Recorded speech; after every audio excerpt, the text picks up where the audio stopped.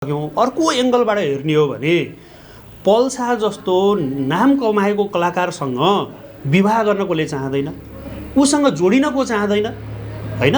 सबै मान्छेहरू हजारौँ एउटा चाहिँ उसको फ्यानहरू थिए, केटीहरू फ्यानहरू थिए। त्यो फ्यानहरू भएको बिचमा हुनसक्छ त्यो ती नाबालिगलाई पनि एउटा उनीसँग विवाह बन्धनमा बाँधिन मन लागेको थियो होला, त्यो कुरालाई पल शाहले अस्वीकार गरेका थिए होलान् हैन। र झुटो उजुरी अथवा मैले चाहिँ तपाईले मलाई बिहा गर्न चाहनुहुन्न भने पीडितले होइन भन्दा पीडितले चाहिँ आएर मलाई यस्तो भएको छैन, म चाहिँ फलानो दिन म अर्कै ठाउँमा थिएँ भन्दै जबरजस्ती उसलाई चाहिँ एउटा जबरजस्तीकरण तिमीलाई भएकै हो भनेर भनिदिँदाखेरि त उसको पनि अस्मितामाथि त प्रश्न चिन्ह लाग्ने ठाउँहरू त देखिएला नि। त्यही भएर यो कुरालाई न्याय निरूपण गर्दाखेरि न्यायाधीशले यिनै प्रमाणहरूको आधारमा मूल्याङ्कन गरेर फैसला गर्ने हो। यसमा भएका सर्वोच्चका नजिरहरू हेर्नु पर्ला हैन। फैसला गर्दाखेरि चाहिँ कतिपय सफाई पाएका अवस्थाहरू छन् र अर्को पाटो पीडितले बयान फेरेको कारणले उसलाई सजाय हुनुपर्छ कि पर्दैन, हुन्छ कि हुन्न भन्ने प्रश्न पनि तपाईँको आयो। अब हेर्नुहोस् है, यस्तो अवस्थामा पीडितलाई सजाय हुने कि नहुने भन्ने कुरा म तपाईँहरूलाई एउटा उदाहरण पनि दिन्छु। यही मुद्दासँग सम्बन्धित उदाहरण के हो भने उनले पीडितले जाहेरी दिएकी छैनन्, जाहेरी दिएको पीडितको बुवाले हो। पीडितको बुवाले के भनेर जाहेरी दिएका छन् भने मेरो छोरीलाई यसो गरियो भन्ने कुरा मैले छोरीको मुखबाट सुने, त्यो कुरा थाहा पाएको कारणले गर्दाखेरि मैले जाहेरी दिएको भनेका छन् हैन। तर पीडित आएर बकपत्र गर्ने क्रममा त्यो जाहेरी मेरो बुवाले दिएको जाहेरी गलत छ, मैले त त्यस्तो भनेकै होइन भन्ने कुरा त आयो नि। त्यो जाहेरीसँग ठ्याक्कै विपरीत हुने कुरा आयो भनेपछि पीडितले हिजोको दिनमा जाहेरी दिएको पनि होइन, पीडितले जाहेरी दिएकै होइन, पीडितको बुवाले दिएको जाहेरी हो। म त मान्छे त कतिको माया प्रेममा मर्दिन्छन् हैन, मर्न पनि सक्छन्। तर उनले के गरिन् त भन्दाखेरि झुटो जाहेरी दिन लगाएको अवस्था हो भन्ने कुरा त यो अहिलेको सरसर्ती हेर्दाखेरि प्रमाणले त्यही देखाउँछ। त्यो पनि त हुनसक्छ, त्यस्तो कन्डिसन पनि आएको हुनसक्छ। उनले केही आवेगमा आएर हैन, पीडित भनिएका बालिका आवेगमा आएर उनले जाहेरी दिन लगाएको हुनसक्छ।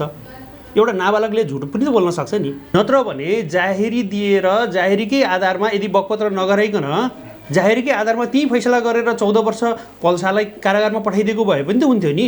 तर अदालतले के गर्छ त भन्दाखेरि प्रमाणको सङ्कलन गर्छ। वास्तविक रूपमा दोषी हो कि होइन त पल शाह, वास्तविक रूपमा पल शाहले गल्ती गरेको हो कि होइन भन्ने कुराको आधारहरू पत्र गर्नुको उद्देश्य के हो त भन्दाखेरि हो कि होइन, जाहेरीमा व्यक्त गरेका कुरा हो कि होइन, आएर सत्य तथ्य कुरा बोल भन्ने एउटा मौका पनि के हो त भन्दाखेरि बकपत्र हो। हेर्नुहोस् त प्रमाणहरू थिए, ती प्रमाणहरूलाई परीक्षण गर्ने क्रममा कस्ता कुराहरू देखिन्छन् त भन्दाखेरि ती वास्तविक रूपमा जाहेरीमा भएका कुराहरू खण्डित हुन्छन् कि हुँदैनन्, मालाकार रूपमा प्रमाणित हुन्छ कि हुँदैन भन्ने कुरा हेर्ने, परीक्षण गर्ने, मूल्याङ्कन गर्ने एउटा परिपाटी र एउटा प्रणालीलाई हामी के भन्छौँ त भन्दा बकपत्र भन्छौँ। अब यो पहिला कुरा हेर्ने त कसैको उक्साहटमा लागेको जस्तो पनि देखिन्थ्यो, अहिले फेरि के प्रलोभनमा परेर बयान फेरेको जस्तो पनि देखिन्छ। यसलाई कसरी बुझ्ने त? हेर्नु, यसमा के छ भन्दाखेरि तत्काल प्राप्त प्रमाणको आधारमा पल शाह कारागारमा गए, उनी कारागारमा छन्। कारागारमा भएको मान्छेले फोन शुद्ध गर्न पाउँदैन, उनले कसरी प्रभावमा पारे हैन। नाबालिगलाई उनले प्रभावमा पार्ने भइदिएको भए मुद्दा दर्ता भयो, दर्ता भइसकेपछि अथवा हुनुभन्दा अगाडि नै प्रभावमा पार्न सक्थे होलान्। त्यस्तो प्रभावमा पार्न सक्ने अवस्था त्यहाँ देखिँदैन। हेर्नुहोस्, नर्मल्ली हेर्दाखेरि पल शाहले यही प्रभावमा पार्न सक्छन् कि भन्ने अभिप्रायले पनि थुनामा राखिएको हो भने उनी थुनामा छन्, उनी थुनामा भएको अवस्था छ। सम्पूर्ण कुराहरूको परीक्षण गर्ने, वास्तविकता हेर्ने जिम्मा, सम्पूर्ण कुराहरू हेर्ने जिम्माहरू कहाँ छन् त भन्दाखेरि अदालतलाई छ। यदि उहाँलाई बलात्कार भएकै हो भने त्यस्तो अवस्थामा उहाँले अदालतमा आएर मलाई भएको होइन भनेर भन्नुहुन्थेन होला। त्यसबाट पनि देखिन्छ, किनभने सत्य तथ्य बोल्ने ठाउँ भनेको अदालत हो। प्रमाणको रूपमा पनि अदालतमा बोलेको कुरालाई प्रमाणको रूपमा लिइन्छ र अदालतमा बोलेका कुराहरूलाई हामीले प्रमाणको रूपमा लिने भएकै कारणले गर्दाखेरि अदालतमा बकपत्र गरियो। होइन भने यदि बकपत्र नै गर्नु पर्थेन। होस्टेल शब्दलाई धेरैले अहिले चाहिँ धेरैको चासोको विषय पनि छ। के हो यो अदालती भाषामा प्रयोग हुने भाषामा होस्टाइल भनेको भन्ने कुरा पनि लागिरहेछ। सर्वसाधारणहरूले पहिलोचोटि सुन्नु पनि भएको होला है कतिपयले। विशेष गरी के हो त भन्दाखेरि बकपत्र गर्दाखेरि दिएको जाहेरी र बकपत्र गर्ने बेलामा व्यक्त गरेका कुराहरू ठ्याक्कै अलग धारका भए। यसलाई हामीले के बुझ्नुपर्छ भने बयान फेरेको हो या वास्तविक सही कुरा बोलेको हो भन्ने कुरा हामीले बुझ्नुपर्छ। वास्तविक के हुनसक्छ भन्दाखेरि निज बलात्कार नभएको हुनसक्छ, त्यसै कारणले उनले वास्तविक कुरा बोलेको हुनसक्छ। हामीले बुझ्ने हो, यसरी हामीले मूल्याङ्कन गर्ने हो। जबरजस्ती करणी भएरै निजको चाहिँ हाइमन इन्ट्याक्ट हुनुपर्ने नभएको अथवा कन्या जालीको कुराहरू पनि आएको थियो। कन्या जाली इन्ट्याक्ट छैन भन्ने विषय आएको थियो होइन। अनि त्यो रिपोर्टको आधारमा मात्रै पल शाहलाई दोषी करार गर्न मिल्ने अवस्था अब देखिँदैन। पीडित भनेको व्यक्तिले होइन छैन भनेको अवस्थामा उनलाई चाहिँ जबरजस्ती अब उसले मलाई जबरजस्ती करणी भएको छैन भन्दै न्यायाधीशले होइन तिमी जबरजस्ती करणीलाई तिमीलाई गरेकै छ अब होइन भन्न पाउँछौ भनेर जबरजस्ती तिमीलाई जबरजस्ती करणी भएकै छ भनेर त कसरी त्यहाँ डिसिजन गर्न मिल्ला। पल प्रकरण पछिल्लो समय धेरैको चिन्ता र चासोको विषय रहेको छ र सबैको दिमागमा यो छ कि पछिल्लो समय पीडित भनेकी गायिकाले बयान फेरेपछि पल किन छुटिन र आखिर पलको बारेमा के भइरहेको छ र कानुनी प्रावधान के छ। होस्टाइल शब्द जुन कानुनी शब्दकोशमा भए पनि होस्टाइल भनेको के हो यो विषयमा कुरा गर्नको लागि यति बेला हामीसँग हुनुहुन्छ अधिवक्ता पूर्णप्रसाद ढकाल सर। नमस्कार। नमस्ते। अब सरस्वती हामीले योभन्दा अगाडि तपाईँको कुराकानी हामीले राखि पनि सकेका छौँ। यो हामीले सरस्वती सबैले बुझ्ने तरिकाले भनिदिनुहोस् होस्टाइल शब्द के हो। यो होस्टाइल शब्द जताततै प्रयोग भयो, यो पल प्रकरणमै जोडिएको कुरा र यसलाई स्पष्ट बनाइदिनुहोस्। अहिले होस्टाइल भन्ने शब्द जुन छ अलिकति चर्चित पनि छ। योभन्दा अगाडि सर्वसाधारणहरूले होस्टाइल भन्ने शब्द त्यति बुझ्नु पनि भएको थिएन, सुन्नु पनि भएको थिएन होला। होस्टाइल शब्दलाई धेरैले अहिले चाहिँ धेरैको चासोको विषय पनि छ। के हो यो अदालती भाषामा प्रयोग हुने भाषामा होस्टाइल भनेको भन्ने कुरा पनि लागिरहेछ। सर्वसाधारणहरूले पहिलोचोटि सुन्नु पनि भएको होला है कतिपयले। विशेष गरी के हो त भन्दाखेरि कुनै पनि एउटा व्यक्तिले जाहेरी दिइसकेपछि म पीडित भएँ भनेर जाहेरी दिइसकेपछि अदालतमा गएर पनि त्यो कुरालाई बोल्दाखेरि अथवा त्यो कुरालाई समर्थित हुने गरी बकपत्र गर्नुपर्ने हुन्छ। बकपत्र गर्दाखेरि दिएको जाहेरी र बकपत्र गर्ने बेलामा व्यक्त गरेका कुराहरू ठ्याक्कै अलग धारका भए अथवा फरक आयो भने त्यसलाई चाहिँ होस्टाइल भन्ने गरिन्छ। नर्मली यही नै हो, यसलाई चाहिँ होस्टाइल भनेर भन्ने गरिन्छ। अब यो विषयमा पहिलो जसरी मान्छेले पहिला पलको पक्षमा र पीडित भनेको गायकको पक्षमा धेरै उभिनु भएको थियो। साँच्चीकै उहाँ चाहिँ प्रकृति भएकै हुनुपर्छ जबरजस्ती करणीको भोग जसरी मेटाए पलले नै भन्ने थियो। अहिले होइन पललाई पलमाथि जुन तरिकाले यो आरोप मात्रै रहेछ आखिर त पीडितले त बयान त फेरिन् भन्ने कुरा आयो। यो तरिकाले के तरिकाले बुझ्ने हो सजिलो? यसलाई हामीले बयान फेरेको भन्ने या उसले साँचो बोलेको भन्ने यसमा दुईवटा कुरा छ। हामीले सरसर्ती हेर्दाखेरि के कुरा बुझ्नुपर्छ भने जाहेरी लिएर आएको अवस्था छ। जाहेरीमा मलाई म माथि जबरजस्ती करणी भयो भन्ने कुरा देखिन्छ। तर अदालतमा आएर बकपत्र गर्दाखेरि के हुन्छ भने होइन मलाई त त्यस्तो कुनै पनि कार्य गर्नुभएको होइन भन्ने कुरा आयो। यदि उहाँलाई बलात्कार भएकै हो भने त्यस्तो अवस्थामा उहाँले अदालतमा आएर मलाई भएको होइन भनेर भन्नुहुन्थेन होला। त्यसबाट पनि देखिन्छ किनभने सत्य तथ्य बोल्ने ठाउँ भनेको अदालत हो। प्रमाणको रूपमा पनि अदालतमा बोलेको कुरालाई प्रमाणको रूपमा लिइन्छ र अदालतमा बोलेका कुराहरूलाई हामीले प्रमाणको रूपमा लिने भएकै कारणले गर्दाखेरि अदालतमा बकपत्र गरियो। होइन भने यदि बकपत्र नै गर्नु पर्थेन, बकपत्र गर्नुको उद्देश्य के हो त भन्दाखेरि हो कि होइन जाहेरीमा व्यक्त गरेका कुरा हो कि होइन आएर सत्य तथ्य कुरा बोल भन्ने एउटा मौका पनि के हो त भन्दाखेरि बकपत्र हो। हेर्नुहोस् हो नत्र भने जाहेरी दिएर जाहेरीकै आधारमा यदि बकपत्र नगराइकन जाहेरीकै आधारमा त्यही फैसला गरेर 14 वर्ष पल्सालाई कारागारमा पठाइदिएको भए पनि त हुन्थ्यो नि। तर अदालतले के गर्छ त भन्दाखेरि प्रमाणको सङ्कलन गर्छ। वास्तविक रूपमा दोषी हो कि होइन त पल्सा, वास्तविक रूपमा पल्साले गल्ती गरेको हो कि होइन भन्ने कुराको आधारहरू त्यो तत्काल प्राप्त प्रमाणहरू थिए, ती प्रमाणहरूलाई परीक्षण गर्ने क्रममा कस्ता कुराहरू देखिन्छन् त भन्दाखेरि ती वास्तविक रूपमा जाहेरीमा भएका कुराहरू खण्डित हुन्छन् कि हुँदैनन्, मालाकार रूपमा प्रमाणित हुन्छ कि हुँदैन भन्ने कुरा हेर्ने, परीक्षण गर्ने, मूल्याङ्कन गर्ने एउटा परिपाटी र एउटा प्रणालीलाई हामी के भन्छौँ त भन्दा बकपत्र भन्छौँ। यसमा के देखियो भन्दाखेरि बकपत्र गर्ने क्रममा उनले जाहेरी अनुसारको फरक वक्तव्य दिएको होला, बकपत्र गरेको होला, तर त्यो वास्तविक पनि हुनसक्छ। वास्तविक के हुनसक्छ भन्दाखेरि निज बलात्कार नभएको हुनसक्छ। त्यसै कारणले उनले वास्तविक कुरा बोलेको हुनसक्छ। हामीले बुझ्ने हो, यसरी हामीले मूल्याङ्कन गर्ने हो।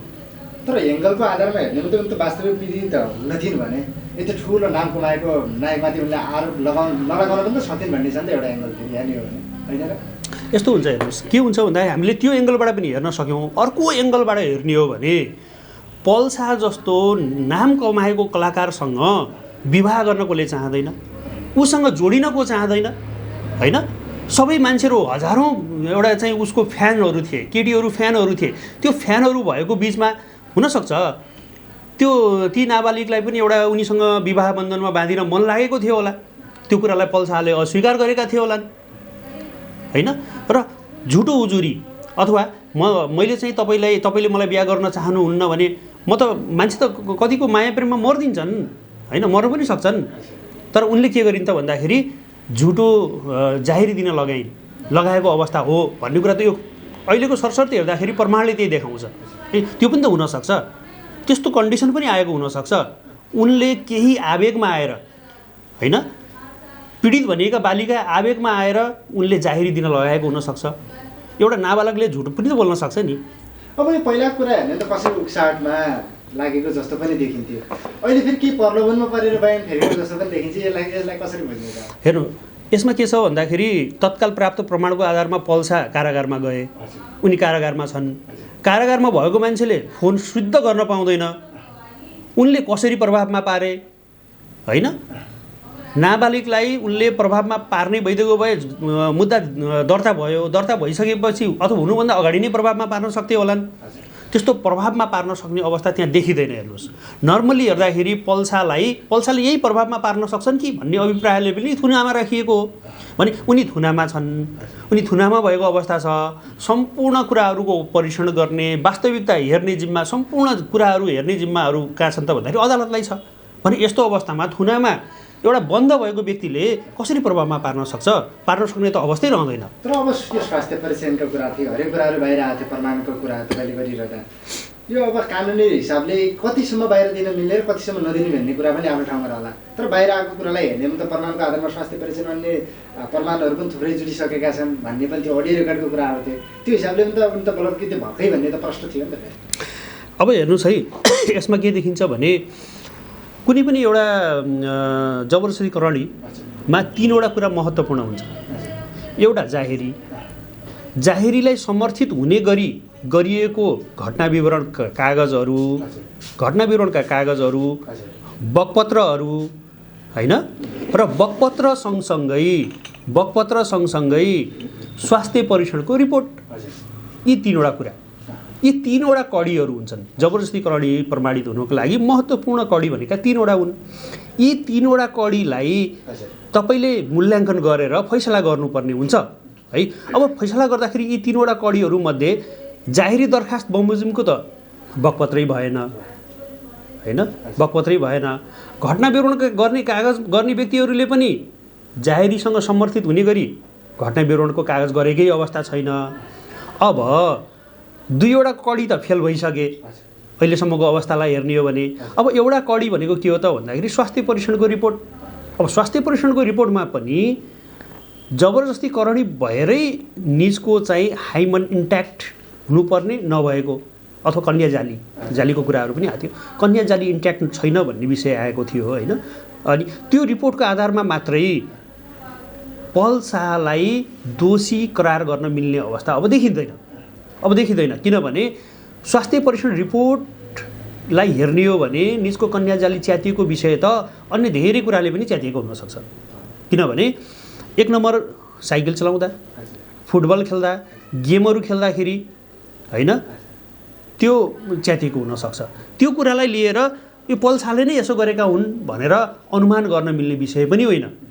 र पल्सालाई अब निजले नै तिनले च्यातेका हुन् अथवा गरेर त्यो जबरजस्तीकरण गरेर च्यातिएको हो भनेर शङ्का गर्ने ठाउँ त छ, तर शङ्काको भरमा सजाय गर्न मिल्दैन। अब योभन्दा पछाडि जोडिएका कुराहरू छन्। अब जस्तो कि बगपत्रमा बयान फेरिसके पश्चात हामीले सरस्वती अथवा सर्वसाधारणले सजिलै बुझ्ने भनेको त साँच्चीकै अब बयान फेर्ने बित्तिकै उनी त बाहिर निस्किनु पर्ने, त्यसको भोलिपल्टै निस्किनु पर्ने, नभए एक हप्तामा निस्किनु पर्ने भन्ने छ। बगपत्रमा बयान फेरेको त लगभग एक हप्ता बितिसक्यो। अब के हुन्छ, कानुनी प्रावधानमा के छ? आखिर बयान फेरेको आधारमा उनले पनि सजाय पाउँछन् कि जो पीडित बनेकी गायिकाले, अथवा जसलाई पीडक बनेको थियो उनलाई पो सफाइ दिइन्छ कि भन्ने छ चिन्ता चासोको विषय। अन्तिममा जाँदा जाँदै यो कुरा क्लियर बनाइदिनुहोस्। अब यसमा एकदमै महत्त्वपूर्ण क्वेसन राख्नुभयो तपाईँले। के हुन्छ भने अब सुरुमा के भयो, पल्सा पक्राउ परेको अवस्था भयो। पल्सा पक्राउ भइसकेपछि तत्काल प्राप्त प्रमाणको आधारमा निजले कसुर गरेका होइनन् भन्ने कुरा नदेखिएको कारणले उनलाई थुनामा पठाइयो तत्काल प्राप्त प्रमाणको आधारमा। र अदालतबाट एउटा निश्चित समयपछि बगपत्र गर्ने जुन आदेश भयो त्यो अनुसार आदेश भएको हो र बगपत्रसम्म भयो। अब यो बगपत्र भइसकेपछि फेरि न्यायाधीशको टेबलसम्म जाने एउटा प्रक्रिया हुन्छ।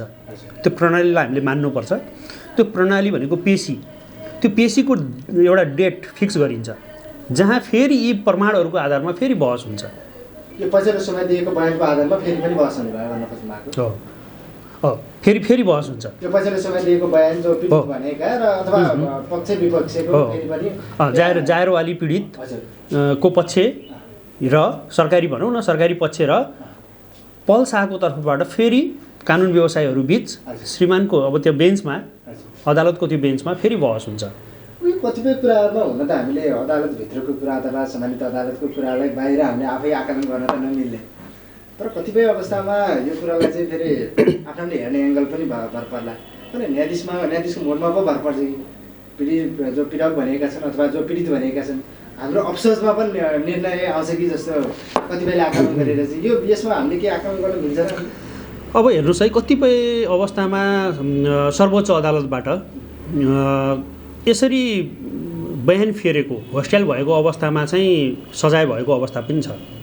के छ कानुनी प्रावधानको ठ्याक्कै कुरा गरिदिनुहोस्। कानुनी प्रावधानलाई हेर्ने हो भने त के देखिन्छ भन्दाखेरि कानुनी प्रावधानलाई हेर्ने हो भने यो ठ्याक्कै यस्तो अवस्थामा यस्तो गर्नुपर्छ भनेर कहीँ पनि त्यो लेखेको छैन। तर बयान फेरेको मात्रै भनेर छैन, बयान फेरेको अवस्थामा के गर्ने भनेर कहीँ पनि कानुनी प्रावधान केही पनि छैन। तर नजिरहरूलाई मान्ने हो भने योभन्दा अगाडि पनि यसै गरी होइन, योभन्दा पनि यसै गरी बयान फेरेको अवस्थामा के भएको थियो भन्ने कुरालाई सर्वोच्च अदालतसम्मले कसरी हेरेको थियो, सर्वोच्च अदालतको आँखाले कसरी हेर्छ भनेर हेर्ने हो भने यसमा फरक विषयहरू छन्।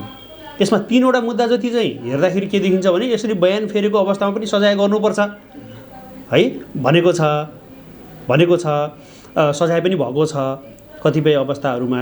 भने कतिपय सजाय माध्यममा आइसकेका कुरा छ कि 3 महिनासम्म कैद हुन सक्छ भन्ने कुरा यस्तो छ। होइन, मैले त्यहाँ तपाईँको कुरामा म जाँदैछु। कतिपय अवस्थामा यस्तो अवस्थामा चाहिँ पीडित भनेको व्यक्तिले होइन छैन भनेको अवस्थामा उनलाई चाहिँ जबरजस्ती अब उसले मलाई जबरजस्तीकरण भएको छैन भन्दै न्यायाधीशले होइन तिमी जबरजस्तीकरणलाई तिमीलाई गरेकै छ अब होइन भन्न पाउँछौ भनेर जबरजस्ती तिमीलाई जबरजस्तीकरण भएकै छ भनेर त कसरी त्यहाँ डिसिजन गर्न मिल्ला?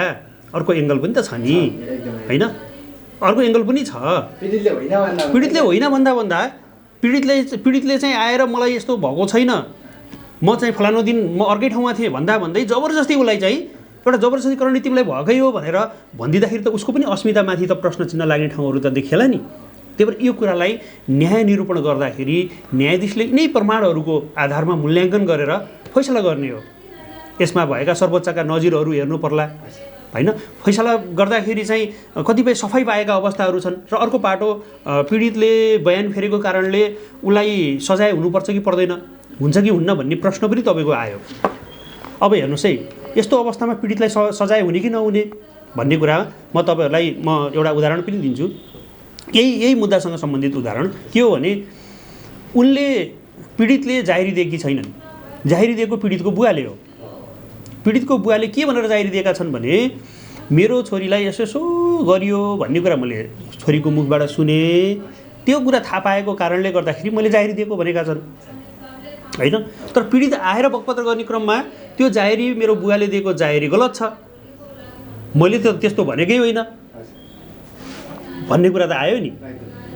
त्यो जाहेरीसँग ठ्याक्कै विपरीत हुने कुरा आयो भनेपछि पीडितले हिजोको दिनमा जाहेरी दिएको पनि होइन, पीडितले त जाहेरी दिएकै होइन, पीडितको बुवाले दिएको जाहेरी हो उसको बुवाले।